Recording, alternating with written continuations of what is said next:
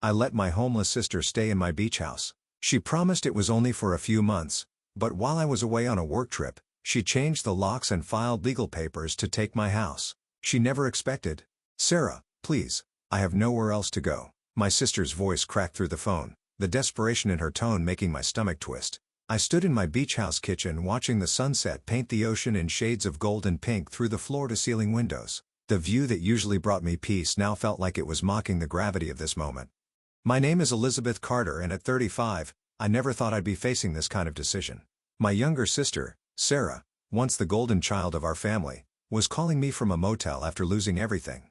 Her job, her apartment, and according to her, her dignity. "It's just temporary," she continued, her voice small and broken, "just until I can get back on my feet.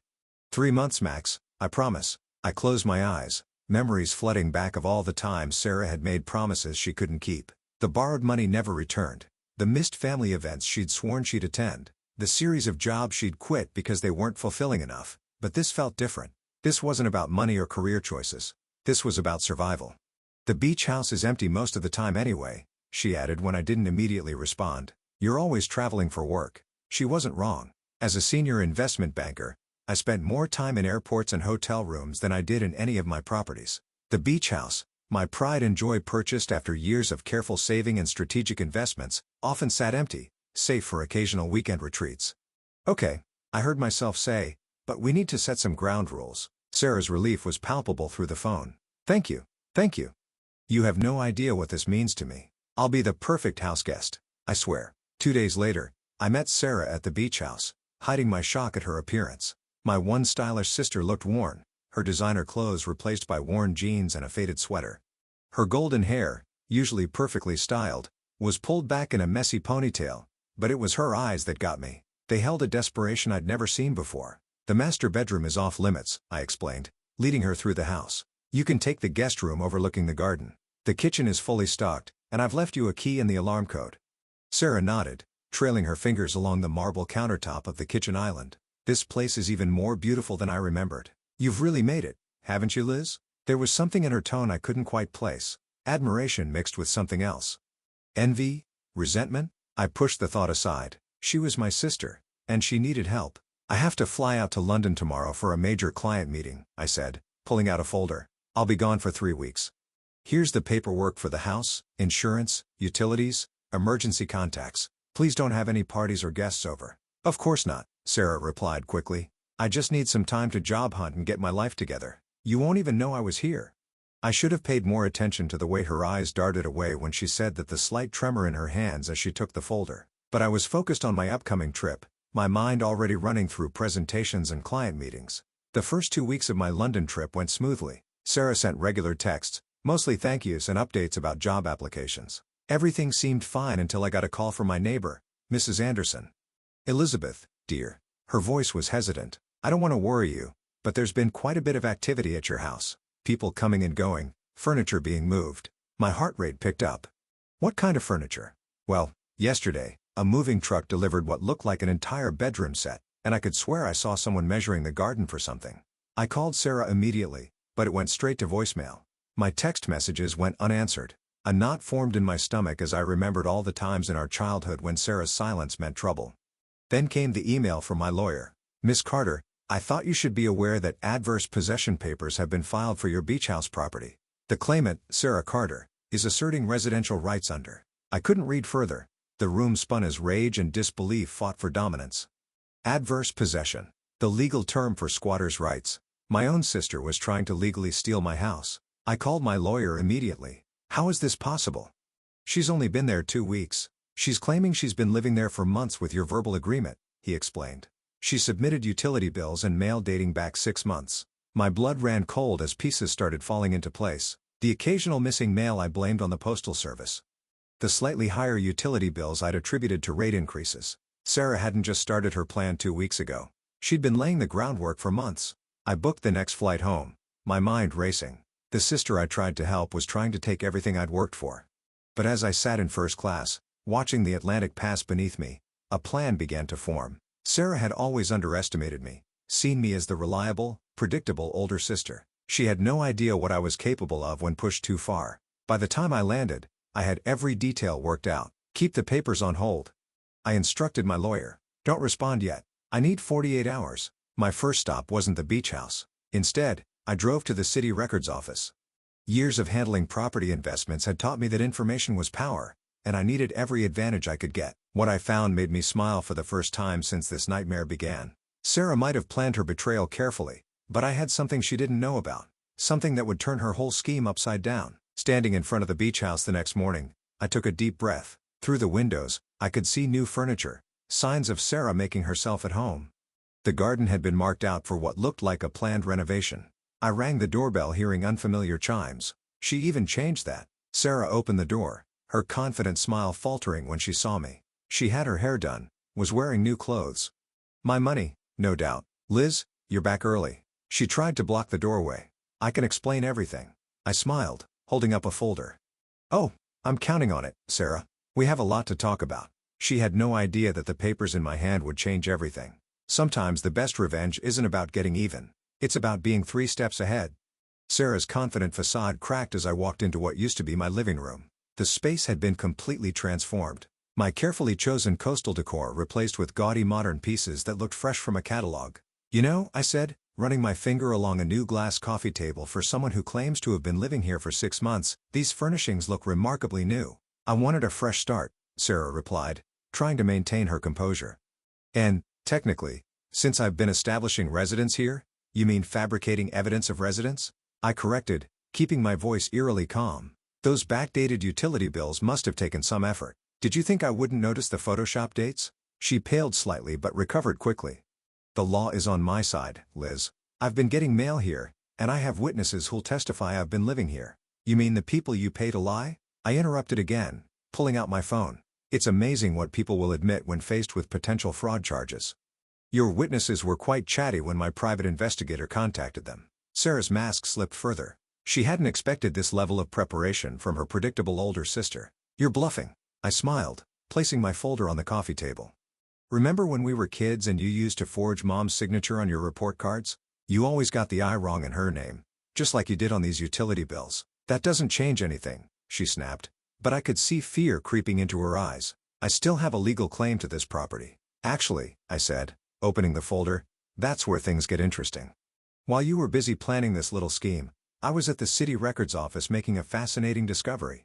I pulled out a document and laid it on the table. This house isn't just a beach house, Sarah. It's classified as a historical property under the Heritage Coast Protection Act. Any attempt to claim adverse possession requires extensive documentation and historical board approval. Sarah grabbed the paper, her hands shaking slightly as she read. This doesn't change anything. I can still file for residency rights. Under normal circumstances, maybe I agreed pulling out another document. But as of this morning, this property is part of a protected historical trust. Any legal claims have to go through a review board, a process that takes years and requires proof of legitimate residence. The color drained from Sarah's face as she realized the implications. Not only was her scheme falling apart, but she'd exposed herself to serious legal consequences. But that's not even the best part. I continued enjoying the way she squirmed. The trust has very specific rules about property maintenance and modifications. Those renovations you plan for the garden, completely forbidden without historical board approval. The furniture you brought in all needs to be documented and approved to maintain historical integrity. You're making this up, she whispered, but her voice lacked conviction. I pulled out my phone again, showing her the trust's website with my property clearly listed. I've been planning to register this house as a historical property for months. The paperwork just happened to go through today. Convenient timing. What do you say? Sarah sank onto the couch, her carefully constructed plan crumbling around her. What do you want? Want? I echoed, raising an eyebrow. I want my sister back. The one who used to build sandcastles with me on this beach. The one who dreamed of making her own way in the world instead of stealing from others. But I'm not sure that sister exists anymore. I was desperate. She whispered, tears forming in her eyes. Everything in my life was falling apart, and seeing you so successful with this beautiful house. So, you decided to take it. I finished. Instead of asking for real help, instead of being honest about your struggles, you chose to betray me. I walked to the windows looking out at the ocean. The waves rolled in steadily, unchanging despite the drama unfolding inside. You have 24 hours to get your things and leave. The Historical Trust will be sending inspectors to document the property's condition tomorrow afternoon. And if I refuse, I turned back to her, my expression hard, then I'll press charges for fraud, forgery, and attempted property theft. Your choice. Sarah stood up, anger and defeat warring on her face. You've always been like this, always so perfect, so in control. You have no idea what it's like to struggle, to feel like a failure. No, I agree. I just know what it's like to work for what I want instead of trying to steal it from others. 24 hours, Sarah, make them count. As I walked out of the house, I heard her start to cry. Part of me wanted to turn back to comfort her like I had when we were children. But this wasn't a skinned knee or a broken toy. This was a deliberate betrayal that could have cost me everything I'd worked for. Sometimes love means letting people face the consequences of their actions, and sometimes the hardest lessons come from those we trust the most. The next morning, I sat in my car watching moving trucks pull up to the beach house. Sarah's new furniture was being loaded piece by piece, her failed attempt at claiming my home dismantled before my eyes. Mrs. Anderson appeared at my car window holding 2 cups of coffee. You did the right thing, she said, handing me one of the cups, though I have to admit, I'm surprised you're handling it so calmly. I took a sip, letting the warm liquid soothe my nerves. Trust me, I'm not as calm as I appear. What Mrs. Anderson didn't know was that I'd spent half the night going through old family photos, remembering happier times with Sarah. One picture in particular kept drawing my attention. Sarah and me on this very beach 15 years ago, arms around each other, laughing at some forgotten joke. When had things gone so wrong? My phone buzzed with a text from my lawyer. Historical trust paperwork all filed. Property officially protected. She can't touch it now. As I watched another piece of furniture being loaded, my office phone rang. It was James, my assistant. Miss Carter, there's something you should know. I've been doing that background check you requested on Sarah and, well, you need to see this. An hour later, I sat in my office staring at the documents James had compiled. Sarah's descent hadn't started with my beach house. It had begun years ago with a series of increasingly desperate decisions, failed investments, mounting debts, and something that made my heart stop: medical bills, lots of them. She was diagnosed with anxiety and depression 3 years ago. James explained, been in and out of treatment, but couldn't maintain the payments. The last facility discharged her 6 months ago when her insurance lapsed. The timeline suddenly made horrible sense. 6 months ago, exactly when she started laying the groundwork for her adverse possession claim, my sister hadn't just been trying to steal my house. She'd been drowning and saw it as her only lifeline. I found myself driving back to the beach house, the manila folder of medical records heavy on the passenger seat beside me. The moving trucks were gone, and Sarah's car was packed, ready to leave. She stood on the porch, looking smaller and more vulnerable than I've ever seen her. Come to make sure I'm really leaving? She asked, her voice bitter. I held up the folder, came to ask why you didn't tell me about this.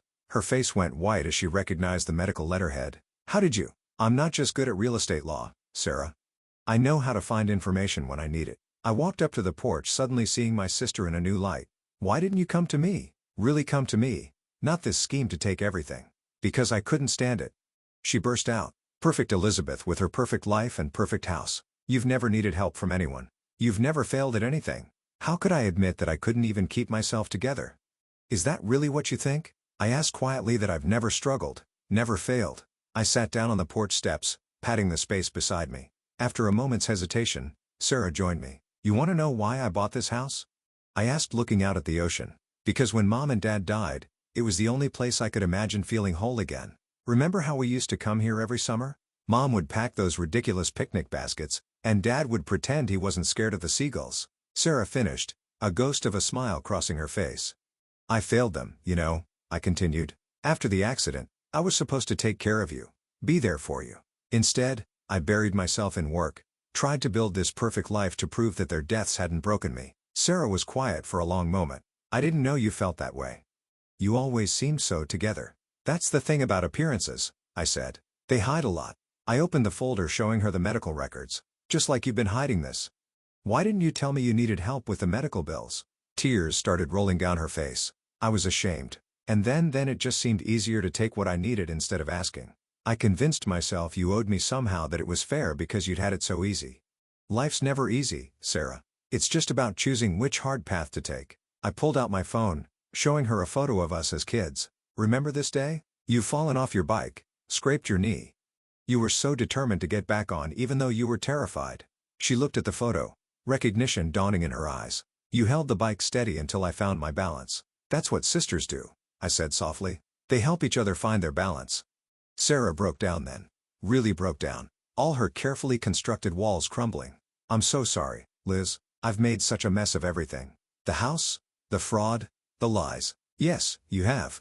I agreed. But my voice was gentle and there will be consequences. But that doesn't mean you have to face them alone.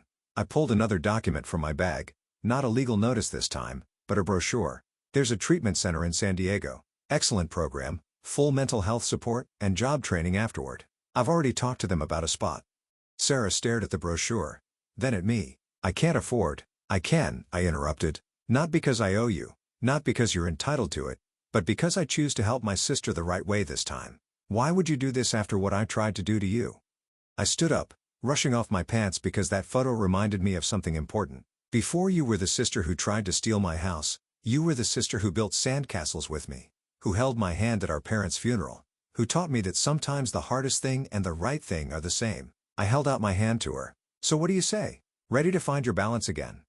Sarah looked at my hand for a long moment, then took it, letting me pull her to her feet. I don't deserve a second chance. Probably not. I agreed. But you're getting one anyway. Don't waste it. As we stood there on the porch, the ocean breeze carrying the salt smell of healing, I felt something shift between us. The betrayal wasn't erased. Trust, once broken, takes time to rebuild. But sometimes the first step toward redemption is simply being willing to take it. The program starts next week, I said. Until then, there's a small cottage behind the house.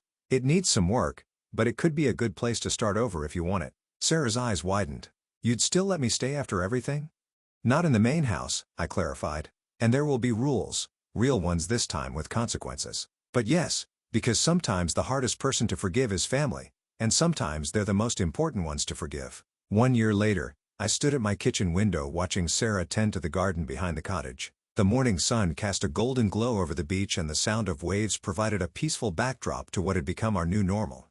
She had transformed the small space into something beautiful with wildflowers and herbs growing in careful arrangements. The past year hadn't been easy. Sarah's journey through treatment had been filled with ups and downs, moments of progress followed by setbacks. But unlike before, she wasn't facing them alone. The tomatoes are coming in nicely. She called out, noticing me watching. Want to come see? I grabbed 2 cups of coffee and made my way down the stone path we had built together last summer. It had been our first joint project after she returned from the treatment center. A physical reminder that the road to healing, like the path itself, had to be laid one stone at a time. You've really made this place your own, I said, handing her a cup. The cottage had evolved from a rundown storage space into a cozy home. Sarah had done most of the work herself, learning renovation skills through community college classes. Sometimes I still can't believe you gave me this chance, she said, sitting on the small porch swing she had installed. After what I tried to do, we've been over this, I interrupted gently. The past is the past. What matters is what we do with the present. And Sarah had done a lot with her present. After completing the treatment program, she had enrolled in horticultural therapy courses. Now she ran workshops for others struggling with mental health, teaching them to find healing through gardening. The irony wasn't lost on either of us. The sister who had once tried to steal my property was now helping others put down healthy roots. Did you see the announcement? She asked, pulling out her phone. The community center approved my proposal. We're starting the therapeutic garden project next month. I smiled, remembering how nervous she had been about submitting the proposal. They'd be crazy not to. Your pilot program has already helped so many people. I couldn't have done it without you, she said softly. Not just the financial support, but believing in me when I couldn't believe in myself. My mind flashed back to that day a year ago, standing on my porch with the medical records in hand. The decision to help Sarah instead of pressing charges had been a risk, but sometimes the biggest risks bring the greatest rewards. Speaking of the program, I said, pulling out an envelope, I have something for you. Sarah opened it, her eyes widening as she read. This is your making me a partner in the historical trust. The cottage and the garden will be yours officially, I explained. With conditions, of course. The property stays part of the trust, and you'll help manage the educational programs we're starting.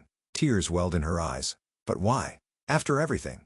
Because you've earned it, I said simply, not through schemes or manipulation, but through hard work and genuine change. Plus, who better to help others learn from the past than someone who's already walked that path? She hugged me then, the kind of fierce embrace we used to share as children. I want you down. Not again. I know you won't. Later that evening, we sat on the main house's deck watching the sunset paint the sky in brilliant oranges and pinks. Sarah had invited some of her workshop participants over for a beach cleanup day, and the satisfaction of doing something good for the community hung in the air. Remember when we used to imagine living here together?